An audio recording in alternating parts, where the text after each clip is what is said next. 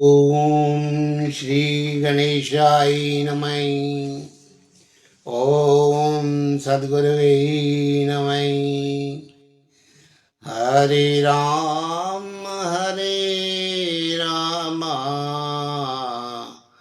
राम राम हरे हरे, हरे राम राम राम हरे हरे। हरे कृष्ण कृष्ण कृष्ण हरे हरे, हरे कृष्ण कृष्ण कृष्ण हरे हरे। भक्तों, आप सभी को मेरा नमस्कार है। आज मैं आपको कार्तिक महात्म्य के छठे अध्याय की कथा जो है सुनाऊंगा। ये कार्तिक मास बहुत ही परम पवित्र मास है। इस मास में दीप दान करने का भी बहुत बड़ा महात्म है। इस दीप दान के करने से बहुत पुण्य फल की प्राप्ति होती है। करोड़ों जन्मों के पाप दीप के जलाने से भस्म हो जाते हैं। इसलिए कार्तिक मास में अवश्य ही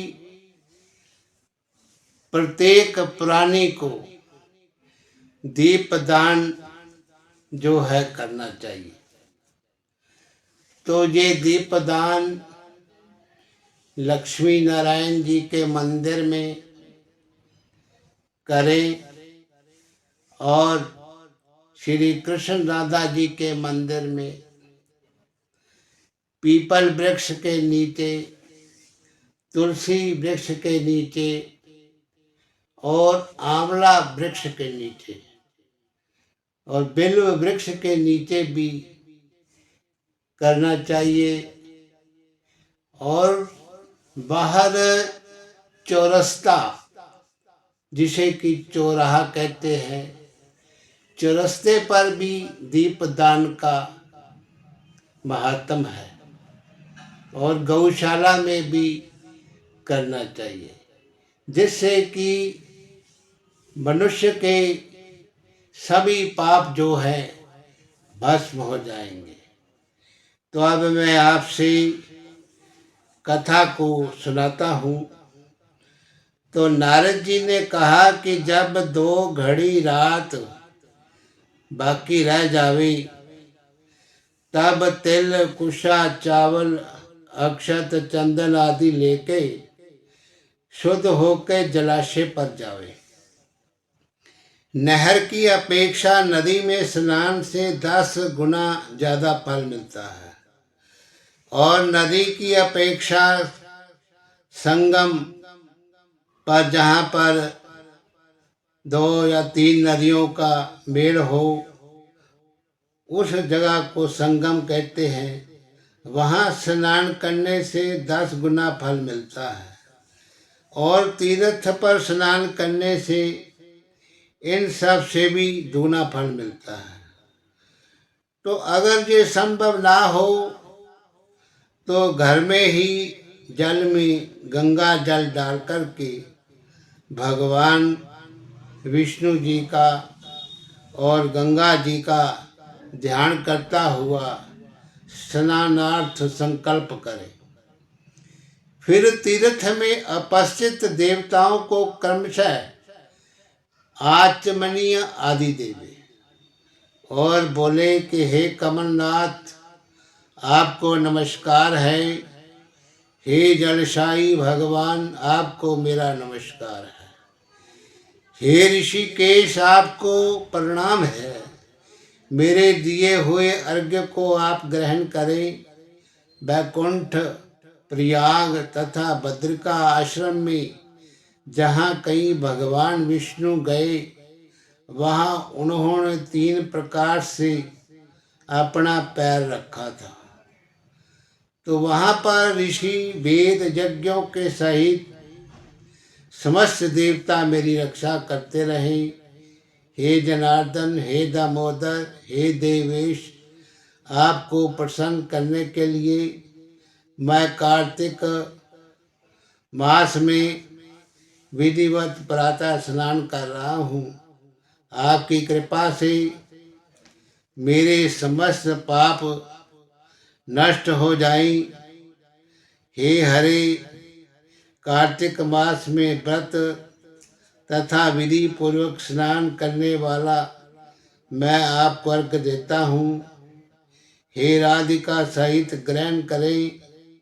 भगवान, हे कृष्ण, हे प्रबल राक्षसों को नाश करने वाले भगवान, हे पापों को नाश करने वाले प्रभु, कार्तिक मास में नित्य प्रति दिए हुए मेरे इस अर्घ द्वारा कार्तिक स्नान का व्रत करने वाला फल मुझे प्राप्त हो।